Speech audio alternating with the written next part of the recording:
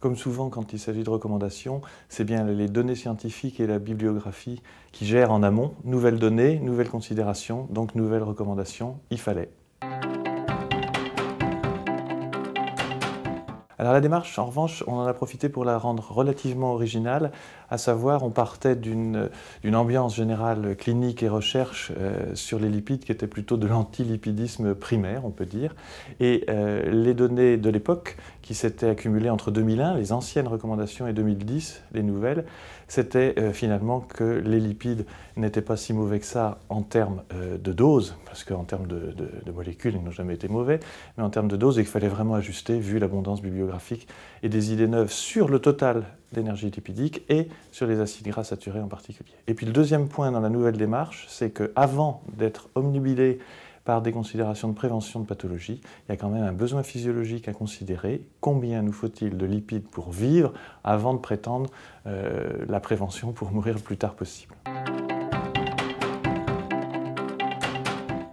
Il n'y a pas de bons et de mauvais lipides, à ma connaissance, et dans l'état actuel de la bibliographie, tous les lipides sont bons. C'est-à-dire ils ont tous des fonctions. D'ailleurs, la nature ne s'est pas donné du mal pour les synthétiser dans leur grande variété, aussi bien chez les végétaux que chez les animaux. Donc on ne connaît pas de mauvais lipides. En revanche, certains posent problème, non pas par eux-mêmes en termes de molécules, mais par leur excès. Donc le tout, c'est de ne pas avoir ceux qui posent de problèmes d'excès au mauvais endroit, au mauvais moment. Mais dans ce cas-là, on peut dire de manière un peu simplificatrice, il n'y a pas de mauvais lipides, mais par contre, il y a de sottes consommations qui peuvent conduire donc à des physiopathologies de type accumulation. Alors les saturés ont eu une histoire assez chahutée puisqu'ils sont apparus logiquement, ce sont des étapes qu'on ne pouvait pas évacuer ou éviter. Ils sont apparus très logiquement corrélés à la grande période cholestérolémie, elle-même corrélée au risque cardiovasculaire. Et en fait, ce qui s'est avéré pendant une trentaine d'années, mais surtout avec une accélération des recherches depuis une dizaine d'années, c'est que là encore, les saturés n'étaient pas mauvais par eux-mêmes, ce qui a conduit quand même à bien revoir le message, mais par contre l'usage qu'on en faisait, et aussi le fait que toute consommation excédentaire de sucre conduit à ce que nous fabriquions des saturés à partir des sucres. Et donc finalement, les saturés qu'on retrouve dans nos organismes, aussi bien les artères que dans les tissus adipeux, ne sont pas forcément d'origine alimentaire. Donc la double origine exogène-endogène fait que finalement, on a à traiter un problème d'excès et non pas un problème de poison. Le deuxième aspect des nouvelles recommandations concernant les saturés, c'est donc de ne plus considérer le groupe des saturés qui n'a plus de valeur ni dans les structures, ni dans les fonctions, ni même dans les aspects délétères.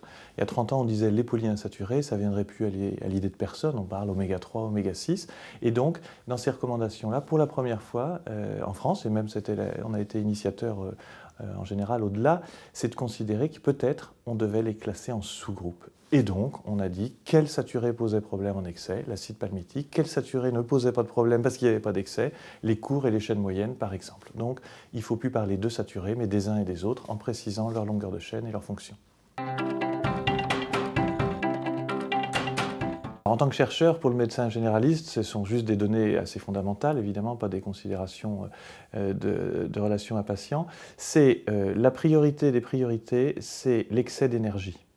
C'est-à-dire qu'avant de commencer à détailler les acides gras, etc., la plupart des corrélations qu'on observe dans le monde des lipides disparaissent quand on considère l'énergie totale ingérée par rapport à la dépense, et non pas le rôle des lipides comme étant primordial dans le cas des excès. Ça, c'est le premier point. Le deuxième, c'est, dans le cadre des lipides, le pourcentage lipidique peut s'élever sans problème jusqu'à 40%. Ce qui ne correspond pas à dire manger plus, ça correspond simplement à dire, dans le total d'énergie, ça ne sert à rien de descendre le pourcentage des lipides, s'il doit être remplacé par des glucides, ça peut être pire vu les fonctions de l'insuline par exemple. Après, dans le domaine plus précis des lipides, la priorité c'est quand même la présence d'oméga 3, car là on a affaire à un déficit, donc on est dans la vraie prévention, bien documentée pour les maladies d'accumulation et de vieillissement, clairement dite. Une fois qu'on a résolu ce déficit d'oméga 3, qui n'est pour l'instant pas résolu du tout, on peut considérer de ne pas mettre une vieille pression dogmatique sur les saturés en considérant que la bonne dose, c'est le vrai raisonnement et non pas une notion de bon ou de mauvais, de blanc ou de noir.